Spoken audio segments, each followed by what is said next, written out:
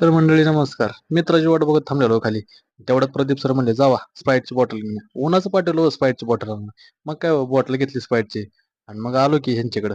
प्रदीप सरला म्हणलं, "घ्या, धरा तुमची स्प्राईटची बॉटल." प्रदीप सर हसायला लागले. तेवढ्यात मला शेमन सर गाठ पडले. शेमन सरला अभिनंदन म्हणलं अजून एकदा आणि तेवढ्यात आपला भाऊ अंगावर गाडी घालतो हो माझ्या. म्हणलं, "आयला कोण आहे?" म्हणले. "बघावं तर," म्हणलं जाऊन त्याच्याकडं. म्हणलं, "आता याचा दणका जोडून देतो." तेवढ्यात बघतो तर आपला भाऊ प्रदीप सर डायरेक्टर हो. मग काय भाऊची कितली ना गाळभेट. तेवढ्यात हिला पंडावचा हिरो आला बाहेर. अर म्हणलं लयच विषय झालाय. मग म्हणलं चला थंड प्यायला.